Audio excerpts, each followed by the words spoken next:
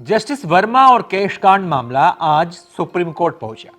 Justice Verma के खिलाफ Delhi police से एफआईआर करवाने का आग्रह करते हुए एक याचिका लगाई गई थी, जिसे सुप्रीम कोर्ट ने खारिज कर दिया। इसके अलावा अपडेट यह भी है कि यशवंत वर्मा का ट्रांसफर इलाहाबाद हाई कोर्ट कर दिया गया है। केंद्र सरकार ने इस पर मंजूरी दे दी है, लेकिन सीजीआई ने जस्टिस वर्मा को न्यायिक कार्यों से दूर रखने का आदेश इलाहाबाद हाई कोर्ट को दिया है।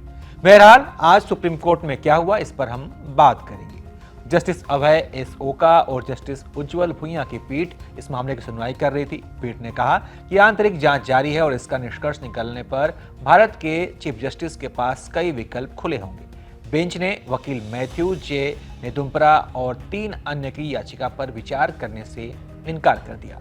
बेंच ने कहा कि एक बार आंतरिक जांच पूरी हो जाने के बाद सभी तरह के संसाधन उपलब्ध होंगे। अगर जरूरी हुआ तो चीफ जस्टिस एफआईआर दर्ज करने का आदेश दे सकते हैं। हमें आज इस पर विचार क्यों करना चाहिए? इस पर वकील नेदुम्परा ने आज कोर्ट में कई तर्क दिए। दूसरे मामलों का उदाहरण देते हुए उन्होंने कहा कि कृपया देखें कि केरल में क्या हुआ। पॉस्को मामले में एक सेवानिवृत्त न्यायाधीश के खिलाफ आरोप लगाए गए थे और पुलिस आरोपी का नाम तक नहीं लिख सकी, जबकि आरोप गंभीर थे।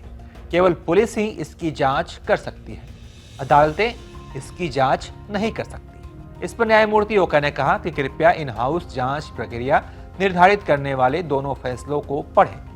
प्रक्रिया के बाद सभी विकल्प खुले हैं। इसके बाद नेदुम्परा ने फिर से तर्क दिया और उन्होंने कहा कि आम आदमी पूछता रहता है कि 14 मार्च को कोई एफआईआर क्यों दर्ज नहीं की गई, कोई गिरफ्तारी क्यों नहीं हुई, कोई जब्ती क्यों नहीं हुई, क्या आपराधिक कानून क्यों नहीं लागू किए गए, इस घोटाले को भी जारी करने में 1 सप्ताह का समय क्यों लगा, कॉलेजियम ने यह क्यों नहीं कहा कि उनके पास वीडियो आदि है। वकील साहब के इस तर्क पर पीठ ने कहा कि हमने याचिका देखी है, ये सवाल उठाए गए हैं, अब आंतरिक जांच चल रही है, लेकिन हम इस स्तर पर हस्तक्षेप नहीं कर सकते और फिर भारत के मुख्य न्यायाधीश के पास सभी विकल्प खुले हुए हैं। इस पर वकील नेदुम्परा ने जज साहब की बात सुनकर उस पर फिर से जवाब दिया और कहा कि यह बात आम आदमी नहीं समझेगा। तभी न्यायमूर्ति ओका ने टिप्पणी करते हुए कहा कि आपको आम आदमी को कानून बनाने वाले सर्वोच्च न्यायालय के निर्णयों के बारे में जानकारी देनी चाहिए, शिक्षित करना चाहिए। तो कुल मिलाकर कोर्ट के अंदर याचिका पर अच्छी बहस हुई, लेकिन कोर्ट ने इसे खारिज कर दिया है। बता दें कि जस्टिस यशवंत वर्मा के घर पर कैश का ढेर मिला था और इसके बाद वो चर्चाओं में आ गए थे। उनके घर पर आग लगी थी। आग बुझाने के दौरान उनके घर से बड़ी मात्रा में कैश बरामद किए गए। इस पूरी खबर पर हमने आपको अपडेट दिया। सुप्रीम कोर्ट में हुई पूरी कार्रवाई के बारे में हमने आपको बताया। बहरहाल आप इस खबर पर क्या सोचते हैं, अपनी राय बताइए और आप देखते रहिए एबीपी लाइव।